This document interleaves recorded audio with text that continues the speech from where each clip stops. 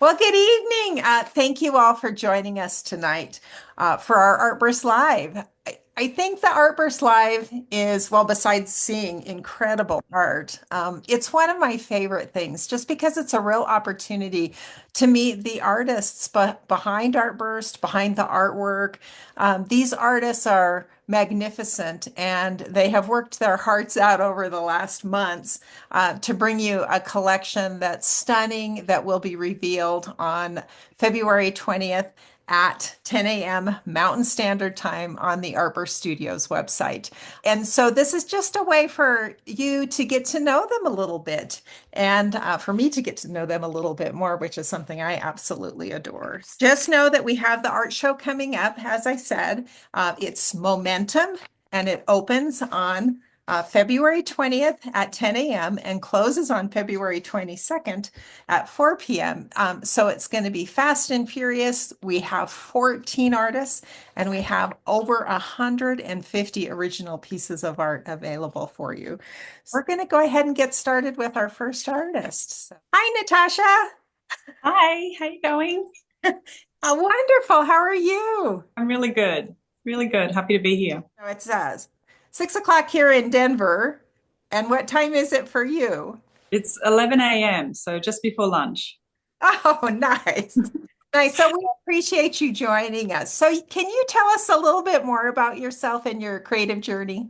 Sure. So my name's Natasha Ruschka. I am an oil painter of still life and landscapes, but pretty much anything if I have a chance. I'm inspired by color and light-filled scenes, and I love to paint regularly as a practice, and so I keep lots of energy in my art. And this is my second time being with Artburst in their show. Yes. So what got you started in painting? So how long ago was it that you really engaged and where how has that brought you to today?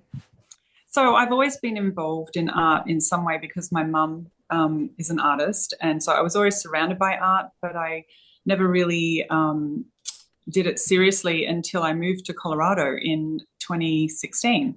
And I joined the Park Hill Art Club, mainly to make friends. I found myself in a new country with my kids were back at school and my husband was at work, and I didn't have a work visa at the time. So I was a strange thing to not have anything to do. So I joined this art class, and the rest is history. I just fell in love with it straight away, and I was hooked from that moment. And you work in oils. Yeah, I tried watercolor, and I tried everything, and I think I came back to oils. It's just got such a lovely, luscious texture. The viscosity is just something about pigment bouncing around in linseed oil. It's just really, I don't know, it's kind of cool. So yeah, but I do play still in gouache and watercolor and sketch and that sort of stuff. Yeah, but oil is my first love. Oh, that's amazing. Yeah, oils. I want to try them one of these days. They're a little intimidating, but I guess anything new is kind of intimidating when you first begin. And you've managed to really take it and just create such incredible depth. I don't know, the colors are magnificent. So, Thank you. one thing I wanted to ask you about in specific is the way that light influences your work. Yeah, so I'm a bit like a moth to a flame. When I see the light, it catches my eye, and it changes the colors. And I guess it's the challenge of creating that atmosphere that I'm seeing rather than looking at the subject. It's more about a moment that I'm seeing, and then there's that challenge and the problem solving around how can I recreate that just with some paint pigment. So I think the light always seems to be the first thing that inspires me. It's always pretty. I don't know, it's happy. So yeah, I do. I think about my paintings as little moments of light, morning, afternoon light.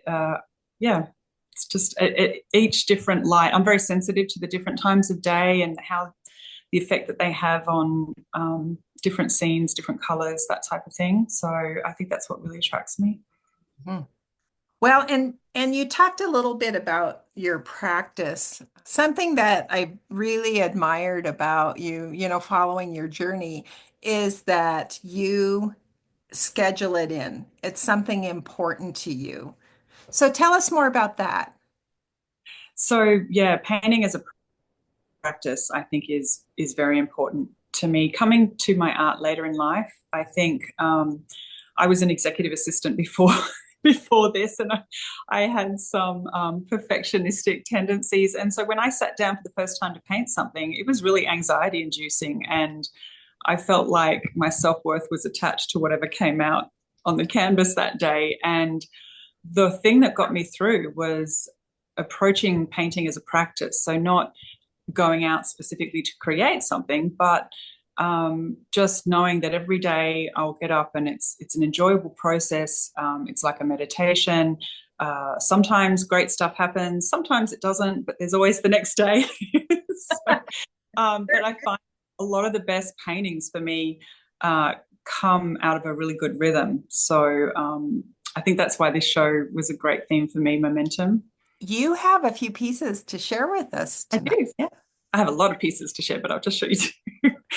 uh, so this piece is a really good example of just a moment where I had a bunch of flowers sitting in front of a glass window, and I just saw the light hitting them, and I was like, oh, get all excited, and so I just want to try and create that feeling of the sun hitting the petals and the light coming through the glass, and what's happening in that scene. So this was painted probably, I think it probably took me 40 minutes. And I know people will say that doesn't sound like very long, but it's taken me 8 years to be able to do something like this so quickly. And even if I spent 2 hours, I wouldn't achieve this. It's the speed and that getting out of your own way that helps you keep it loose and colorful and simplified. So yeah, that's and I was really trying to achieve something where I didn't want it to be specifically about what the kind of flower was. So I tried to just put in color notes and not be careful about what the actual flower was. So yeah, that's. I love when I think about floral painting, sometimes the focus is just on the flowers, and that piece creates so much emotion and experience and really sets the scene all the way through. Beautiful, just Thank beautiful. you. And then I have another piece. This one's a little bit bigger. It took a bit longer to paint. Those who know me know that I'm addicted to pattern fabric. Every now and then I'll pull out a piece, and this particular fabric has got poppies on it, and I can paint it so many different ways. Sometimes it's red, sometimes it's yellow, sometimes it's multicolored. I was really in this piece attracted to the color and the vibrancy of these dahlias that I just happened to pick up from the market that day.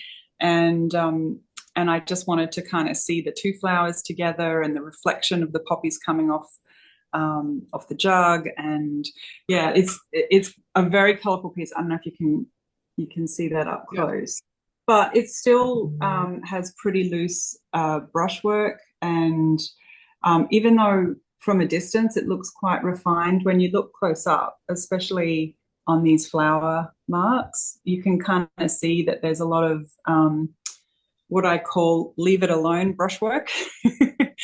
The only way to paint like this is to learn to stop correcting. So you have to put something down and leave it and have the faith that it's going to be okay at the end. So I try not to really analyze my painting until I've been through my process, and which is tough to do. You really want to correct stuff. That is tough, and correcting in oils is extra tough. It's like pushing butter around. It can get messy quickly. Now you teach. I do, yeah. I love to teach. I teach online. I've got 2 online classes. One is pattern fabrics, and another one is just florals, loose florals. And I do workshops in Australia as well. And I'm looking into potentially doing some Zoom stuff down the track. I've had a bit of a break this year from teaching face to face because we relocated. But I love to do it, and I can't stay away too long. You can go to Natasha's website and find that information on there. Natasha has this gorgeous collection for the show, and you guys are just going to love it. And if you want to follow Natasha's journey, don't forget to sign up for her newsletter. All of the artists in the show, on their websites will have links to their newsletter. You can follow them on social media. Um, Natasha and I met 2020, no, Was it 2017, 2018? 2018? something like that. And as she said, she was in the Park Hill Art Club, and I joined the Park Hill Art Club about that time, and we were both on the board for a while, and it was just such a joy. And so to follow her journey, I actually have one of her very early pieces, and it's beautiful in its own right, and it's really been a joy to watch your journey up to now, and I can't wait to see what comes next. Thank you, Jennifer. I think we were very lucky to bump into each other when we did. It's been a great connection. I think so too. Now, is there anything else that you would like to add for art lovers to know? I don't think so. I think just know that my pieces that I've worked on them through a bit of a rhythm, and I've put together it's a very colorful collection. So, but they're small, but they pack a lot of punch. So I hope you enjoy them. Well, thank you, Natasha. So we will be seeing you here in less than a month at the reveal of all of the amazing artwork. So yeah, so thanks for joining us for the show. It's just a delight to have you back. And yeah, we can't wait. Thanks. It's great to be back. We've got four artists tonight, and Natasha was the first one to kind of get us started here. And we're going to go ahead and we're going to meet Lois Lupica now because she's another one of our fabulous artists here. Hi, Lois. Hi. Hi, how are you? I'm good. And so Lois is traveling right now. Yes, I am in Freixenet Park, Tasmania. Nice. Well, thank you for being so focused and dedicated to join us here tonight from a distance. So we'll hope that the Wi-Fi holds up, but Yeah, I hope so. I'm a it's little kind nervous of about fun. that. It's kind of fun to watch the journey and to know how many artists love travel and love getting out there and experiencing new places. So, Lois, this is your first show with Artburst. Yes, yes, it is. And I'm very excited about it and very happy with the pieces that are going to be participating. Yes, they're brilliant. They're brilliant. So we were so delighted when you agreed to join us for the show. You just bring a whole different perspective to art, and that's what we love about the shows is that everybody's sure to find something that speaks directly to them. So, what influences your imagery? I live in Colorado and I travel a lot. And so when I look at land and waterscape scenes, I see my future paintings. So a whole bunch of the paintings in Momentum were influenced by the Tasmanian landscape. Others were scenes in the Colorado mountains. Others influenced by trips to Sicily, which I took last spring, trips to Hawaii. I just love looking at distant scenes. Yes. Oh, they're magnificent. Between the capture of the color and just the different perspectives and textures. I love the Yeah. textures too. They're amazing. So tell us about what medium you work in and what you love about those mediums. Sure. So I work in both encaustic and cold wax, and they're two very different processes with the common element being wax. Some days I just want to melt my pigmented wax, scrape and layer, so I get this luminosity. And other days I am just inspired to engage in what's a more traditional type of cold wax and oil painting. Layers, paint and after layers, so you can see the depth that builds. Both processes require a strong physical interaction. So there's a lot of addition and subtraction until I declare victory and pronounce the piece done. And how do you know when it's done? That is such a great question. When I was in my class taking stage, I would ask my classmates, "Am I done? Do I stop?" And I think after a while, you just begin to figure it out. You do, you do. Now, you are traveling, and so you don't have the pieces with you, but let me see if I can share the screen here. So Okay. Lois was kind enough to send some of the pictures so that she could talk about her work. We think it's important for you to be able to see it and to hear the story behind it. So let's see if I can get this up. There we go. Okay. This is called um, whiteout, and it is an image that probably has about 20 layers of paint on it. It's highly textured, and I really only used 4 or 5 colors and mixed them together so it has an overall sense of unity.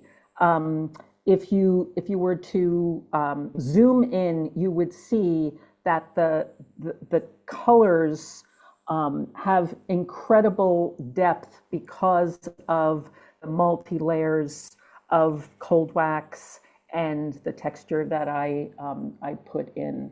I think this is Move a this. really interesting piece. Yeah, look at that. That's great. Thank you. I love the orange in here. I love how the Mhm. orange pops against the other colors. So this piece was actually inspired by a previous trip to Hobart, Tasmania. It's a very hilly city that's surrounded by a bay, and houses are on hills. So this is actually it's sort of an impressionistic view of what I see from the kitchen window in the home we're staying in. So I think it's called Purple House on a Hill. This is also highly layered, about 15 or 20 layers, really interesting texture. And you can see the luminosity of the earlier colors come through. And this is a cold wax piece. What's the substrate? I work on birch wood cradle board. Great. So they're about an inch and a half thick on each side, and it's all wood. Great. And so that allows you to put in all of that hard work Yes. and scrubbing and Yeah. So Natasha just put a question in the chat. Yeah, each like you said, you worked in on a piece for 40 minutes, which would be great, but I can't do that because you can put about 2 or 3 layers down before you have to at least get it to set up overnight. Cold wax pieces take a lot longer than encaustic pieces, but they're worth it. But this is an encaustic piece that I actually did do in one sitting, not quite 40 minutes, but this also has about 15 or 20 layers. This was inspired by a scene in Sicily last spring. I went to visit my grandparents' original home in the village of Nicosia, and just saw these breathtaking landscapes. And this is sort of my feeling, not so much the literal interpretation, but more of an emotional interpretation of that scene. This is, as I said, encaustic. It has some really interesting textures up front, lots of layering, which sort of shows the mountainside and whatever lies behind the mountain.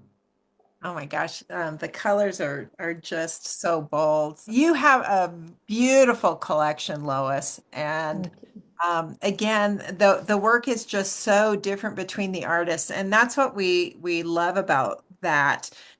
you're going to be able to see pieces and to see that artist in every piece. Now, when the show goes live, the artists will have pictures of their work, and when you run your cursor over the pictures, it automatically zooms in. So when you're listening to Natasha or Lois or Rebecca or Rita talking about things, when the show goes live, you're going to be able to go in and see all those luscious details. And of course, they are available for questions. If you have any questions, you'll be able to email them directly to get some answers for things. But I love all of these, Lois. They're just spectacular. Thank you. Are there any details or particulars that you would like to share with art lovers that we didn't get to in this short time frame? Just that, and I haven't seen the whole show, but what I have seen, it's amazing work by really talented fellow artists. And I know when I'm looking at art, if something strikes me, I have to have it. And I hope that viewers find a piece that they absolutely have to have. As I slowly scroll through things, there's just pieces that jump out and say, wait, wait, Yeah, I'm here for you. exactly. Kind of thing. Well, thank you, Lois, for joining us tonight and for the show. Your work just brings a whole different point of view and perspective, and I love that travel informs what it is you do with your work. And again, the emotion that you can feel through the mixture of colors, through those textures, just screams out loud. It's fabulous. No, thank you, Jennifer. All right, well, have a good trip, and I know you'll be back in Colorado here. Yeah, before the show. Yes, yes. Yeah. Okay. So for those of you just joining us, let me kind of catch you up a little bit. So we've heard from Natasha Ruschka, and we've heard from Lois Lupica, and we have two more artists coming tonight, again to talk about their work and their process. So we just want to let you know that the show will be going live on February 20th at 10 a.m. Mountain Time. The show's title is Momentum, and it's just been a delight to bring all of these artists to you. It's a great mixture of returning artists and artists new to Artburst. And that's what we love about the Artburst shows, is that every show is a little bit different. And so you'll see some of your favorites and be introduced to people you've never met before. So now we're going to move on to Rebecca. Good evening, Rebecca. Hi, Jennifer. How's it going? Hey, It's everybody. going good. So Rebecca and I, it's kind of funny. We probably met. I don't know. We met before COVID for sure. But Rebecca doesn't live too far from me, and Rebecca was one of the founding members of Artburst. So she's been here since the very first discussions happened about what it is that we wanted to do with Artburst, and she's one of our featured artists in this upcoming show. It is so nice to be back. I love Artburst and I love this. I love getting these opportunities to connect with people about the art. It's one of my favorite parts. Yeah, mine too. Mine too. So tell us a little bit about yourself and your creative journey. Sure. So, I live in Denver, as you know, Colorado, and I am primarily a painter. I do some sculpture as well, but mostly I paint. I usually paint girls or women. I paint they're not, you'll be able to see some little sneaks there. They're not super realistic. They all are distorted. They have big giant eyeballs and teeny tiny little mouths. And they all have all kinds of big mixed feelings. I am a sensitive petal, and all my creations are, could be my cousins for sure. So that is who I'm painting. I didn't come to art. I have not been an artist my whole life. I didn't know when I was a little kid that I wanted to be an artist. I actually had a career in healthcare. I was a nurse midwife. Also, I worked with women then, obviously, and I worked in education and public health, and those themes come up for me again and again. I still feel like I'm kind of doing the same job. I'm working with girls and women. I just get to make them up myself now. They're not like they're not real people. They're imagined from my life experience and from inside my head. I love them. I love them too. They're buddies. So we talk about the fact that we have a show theme or title, and the title to the show is Momentum. That's a really big topic. So, how did the show theme guide the development of your collection? That is a great question. And I need a theme. I need a little bit of I need to have like a little bit of a smaller box in order to be creative. So I need to have a lot of parameters for myself, or I have a hard time settling on things. So I looked at momentum, and it's like a big word, right? Like it sounds like a locomotive, like train, like so I was like, okay. So I sat down to paint and I was like, big motion. And I also paint from where I'm at, like in my real life. And yeah, it was really quick that I was like, no, that is not going to work for me. But I quickly found a way to sort of look at momentum from my own perspective. I feel like it's a little bit of a quiet season for me and a little bit of a tricky one. Most of the people around me, I feel like are kind of having a little bit of a tough time, to be honest. And so I wasn't looking at huge, big, monumental changes and like that kind of momentum. I was looking at it from this perspective of when things are difficult, what are the little teeny tiny things that can keep us going? So, how do we keep momentum going when things are hard? And so, I have like a gentle collection. It is not big and loud. These are little teeny tiny things that I focused on. Like when you think of a momentum, you probably don't think of like rest or like healing or planting one seed. But that is that for me, those are the things, like the little teeny tiny things that keep us going when things are difficult was the focus of my collection. And I had a great time. People are going to just love them. It speaks to that for sure. Now, we know that you love to hide surprises and surprise people. So tell us how you add surprises and the hidden elements into your fabulous work. Okay, I do love some little sneaky prizes for the people that look closely. Like I want people to be able to look at the art and be like, oh, love it for whatever I connect with this. But for those people that are like really into it, that want to like dig deeper, I like to have just a little teeny tiny kernel of something special for them to find. Okay, I've never painted anything in 40 minutes in my whole life. It takes me like 40 minutes to sign my name. I'm so impressed with you, Tosh. Like that's amazing. No, everything takes me like 600 million billion years, and I do paint tons and tons and tons of layers. But mostly it's because my characters, like I am a adding, subtracting person too. Like I add something, I add 27 things on, and then I subtract a bunch, and then I add a bunch, and I subtract a bunch. So some stuff is hidden layers deep, and some stuff is just kind of added at the end as like a little fun thing. So can I show you an example? I'll show you. Please, Okay. please. So this is one of my peeps. I don't know if you can see her. Look at her sweet. Oh, don't worry. She's gonna be fine. A lot of my characters look sad, or have elements of sadness or worry or disappointment, but I just want you all to know right up front, like they're all gonna be fine. Nobody is like 100% devastated. They all have some hope in them. I promise. I know them all really well by now, and they're all gonna be fine. So don't worry about that. So this one is leaning into the blues. And so the element that I was looking at that keeps us going was music. And that's pretty well known, right? That people turn to music when they want to feel connected to other people or to like pick me up kind of thing. Our family anthem right now is Pump Up the Jam. You guys all know. Pump up the, but sometimes you don't want Pump Up the Jam. Sometimes you want something a little like moodier, right? Like a cello or something like that, where you can be a little bit sad but still connected.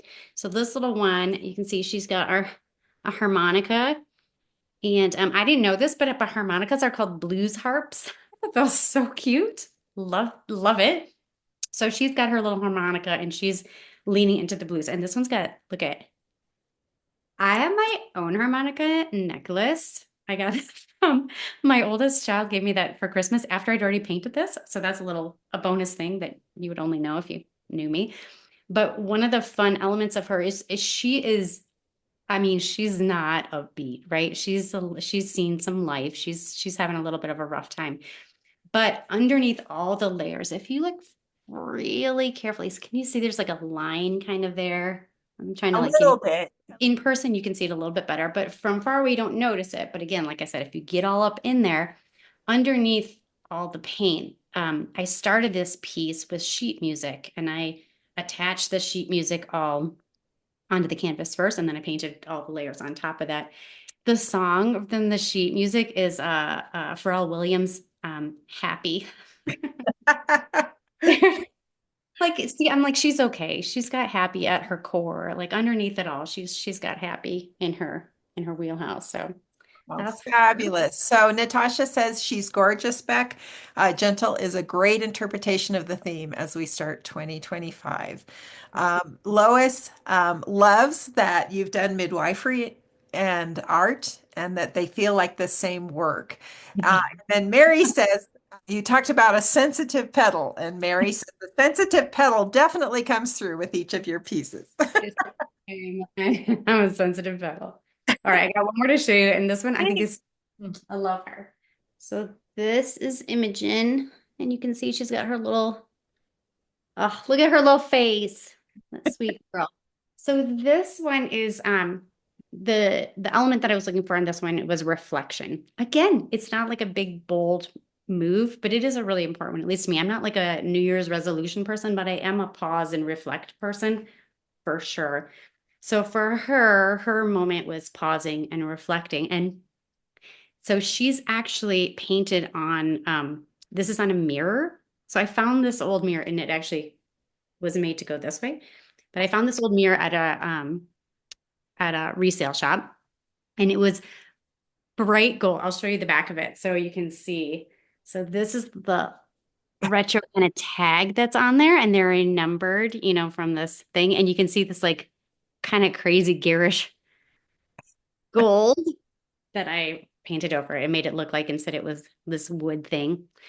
But I just love her. And if you look, you might have to, you know, wait for the show to see this part, but I'm going to try and show you right on the surface of it.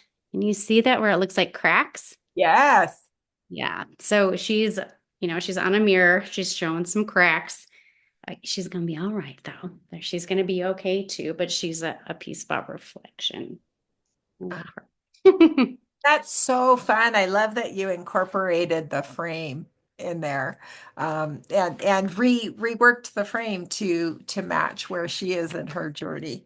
Yeah, it's pretty fun. I usually keep I am a sculptor too, and I usually keep those two things very separate. I either make sculptures or I paint, you know, on canvas or on a cradled board. And so this was actually a nice, fun way. I had to do some repair to the frame before, and then it made her little plaque and stuff like that. So it was kind of it was kind of fun to play mashing up two different ways to make art at the same time.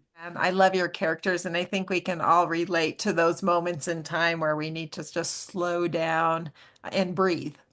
You know, some days it's good enough just to be able to breathe, and that's where you start. You just start there. So, what else would you like to tell art lovers about your collection? I have all kinds of stories in my head as I'm making them. Like that is part of my process is like I keep the adding and subtracting until the story is clear to me and like the person is clear to me. And that usually helps me to actually finish them. But I actually love hearing the stories that other people like pops into their heads when they see them. I love that. So feel free to send me your messages. I'll start, you know, revealing them all on social media here pretty soon. But I love it. That makes me so excited when somebody responds to a post and says like, "Oh, that reminds me of my sister," or "As soon as I saw her, I thought of this other thing," or "When I was a kid," like, oof, that feeds my soul. So, yeah, I love hearing that. So if you've got stories, please share them. I love it. Yes, and I think you're speaking for all of us. So one of the most magical things, at least for me as an artist, is to see people connect and to hear why that connection occurred. And sometimes it's so way different than what I was thinking when I created the painting, but somehow it carried the message they needed to hear. It's beautiful. Well, we'll be seeing you at the show in about 4 weeks. Thanks so much. Can't wait to see you there. Certainly, last but not least, we have another one of our amazing artists. It's so good to see you tonight, Rita. I'm excited to be here. My first time ever. Yes, it is, and it's fun to pull us all together. There's something about pulling us all together that is really special too. So you bring a Rita voice to the Yes. show, which is also very unique and very special. So tell us about you and your creative journey, Rita. So I think like most of us, I've always wanted to be an artist and got talked out of it by my parents.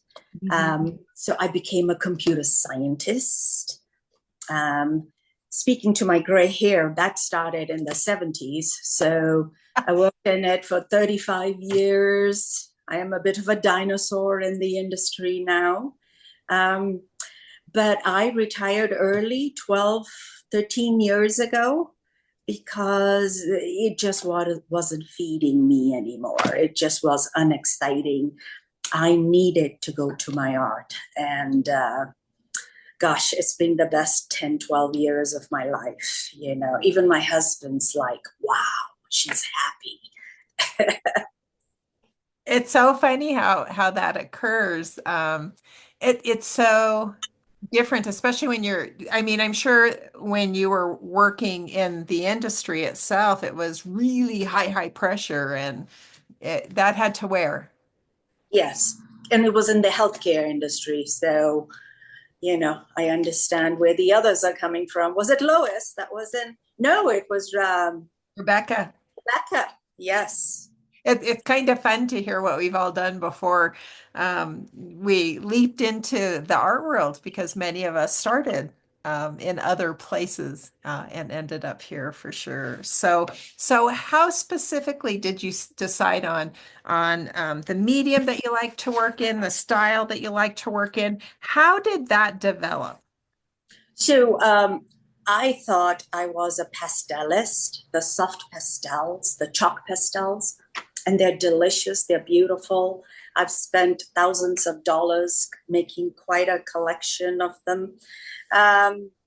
But framing those is a real painful chore. And I'm looking for a more contemporary look to my art. And framing them in your traditional frames just wasn't giving them the look that I wanted. And I went to oil. Oils are delicious. And you add cold wax to it, and it gives you the nicest, loveliest textures on your painting surface. And I'm sold. I'll just never go back to anything else, I don't think. Oh, I think that's fun because we've got other people here who work in the oil and work in the oil and cold wax, and it's amazing the differences between all of you and what it looks like when you tell your story. Oh So gosh, Chris is saying she loves my colors. I think hers are fantastic. So there you go. yes. So just for everybody joining us after this is over, Lois said, "I love your colors and compositions, Rita." So that's great. Tell us about the countries that you've lived in and how you grew up and how that impacts what comes to life in your art today. Yes. So I'm of Indian origin, and I was born in Kenya. You know, it was part of the British Raj, and they moved Indians to East Africa, which was also a British colony. And I think your youngest years spent somewhere, I like, you're most formative, and they also stay in your brain forever, no matter what.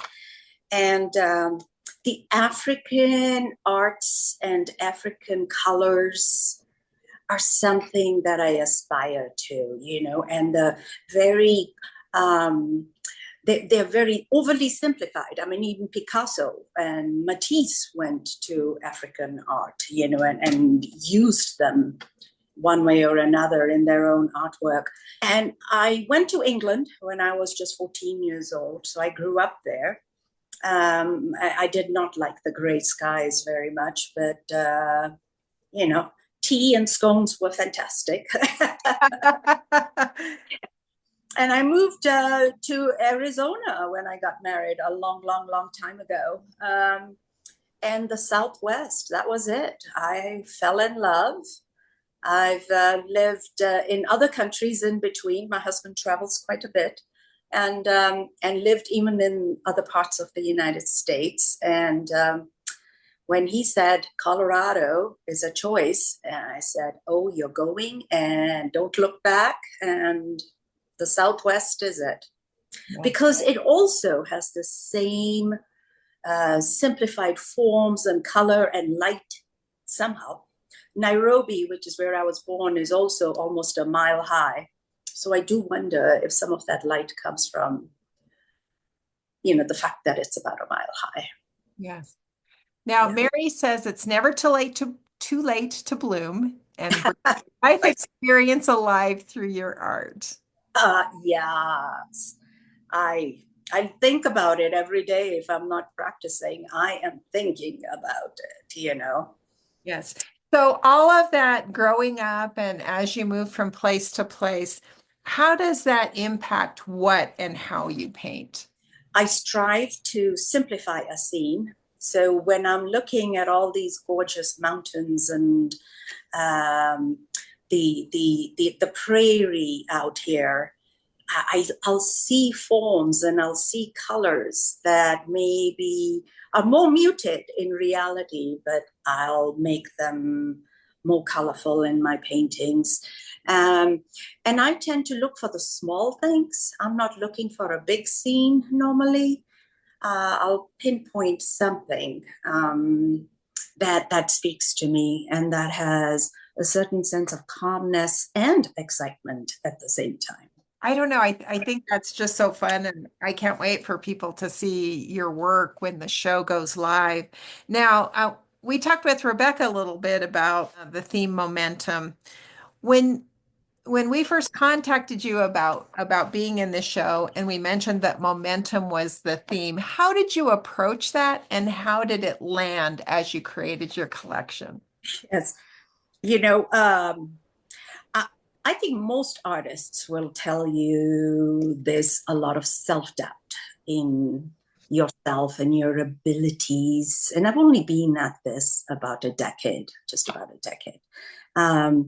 So when I heard momentum, I thought, oh, at first, this is going to give me a little kick, post holidays, to create something, 10, 12 pieces for the show.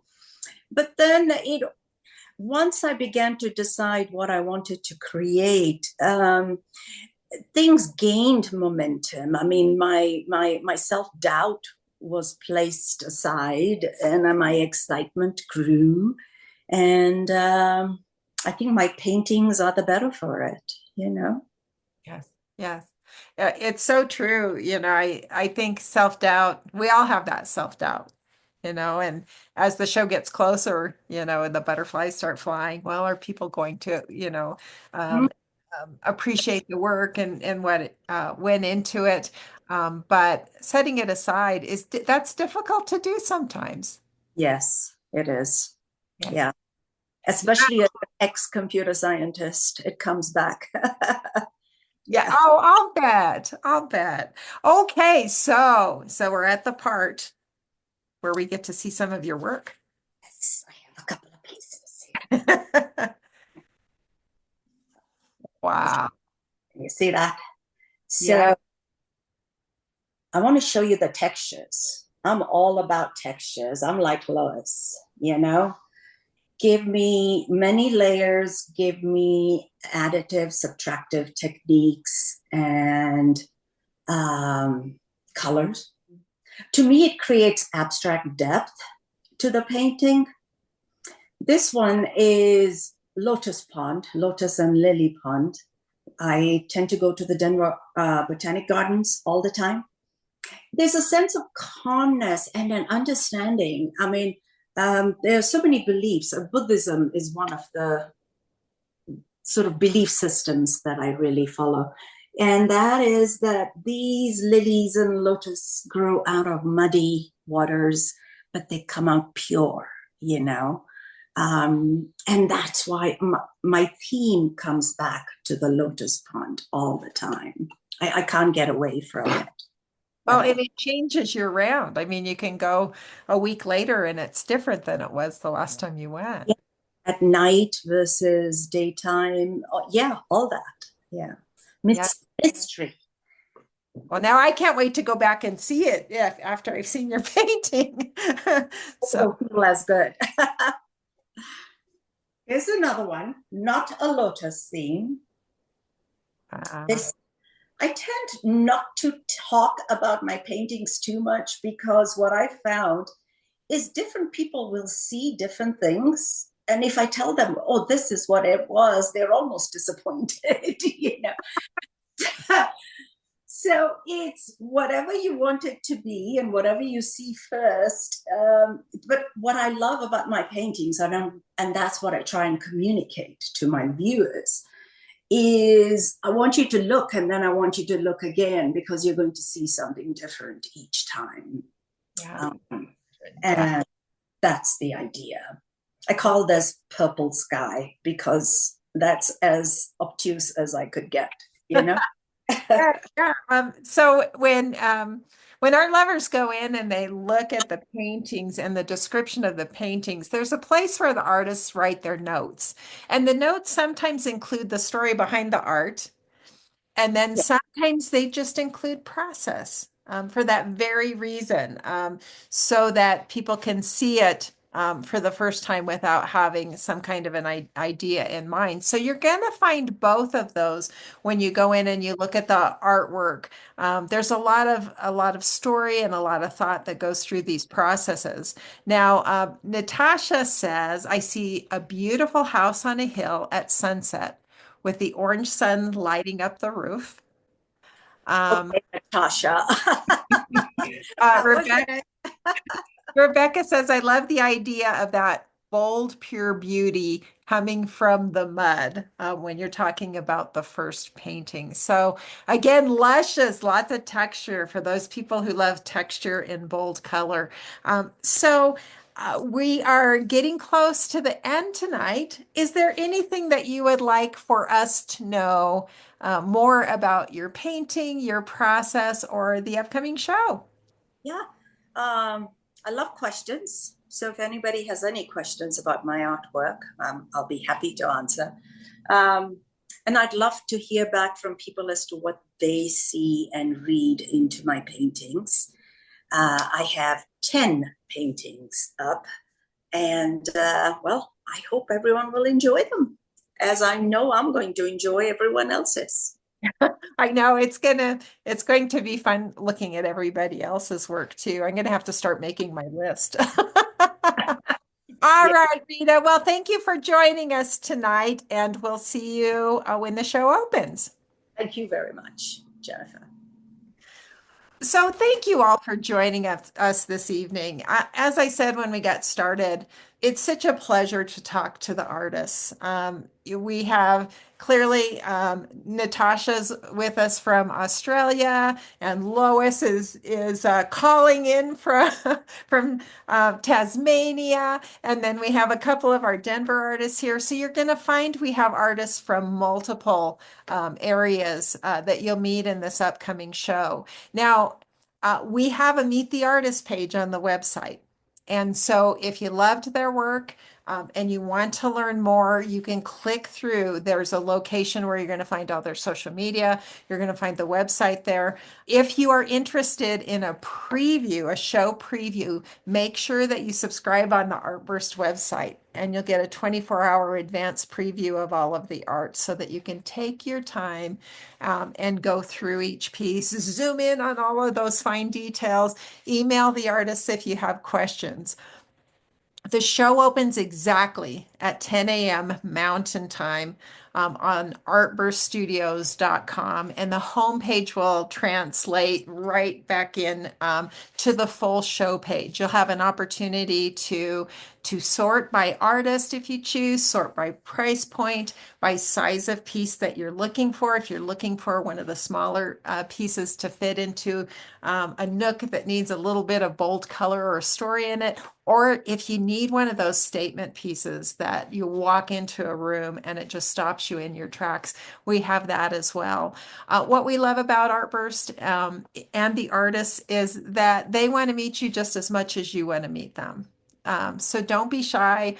Reach out to them and read through their bios. You'll learn way more about their story. I don't know about you, but when I collect art, there's always a story behind it, and there's always a connection between me and the artist, and of course the work, whether it's jewelry, whether it's sculpture, whether it's an absolute painting. So again, thank you for joining us tonight, and we'll look forward to seeing you here in just a couple of weeks. We have another Artburst Live with more of our Momentum artists coming up.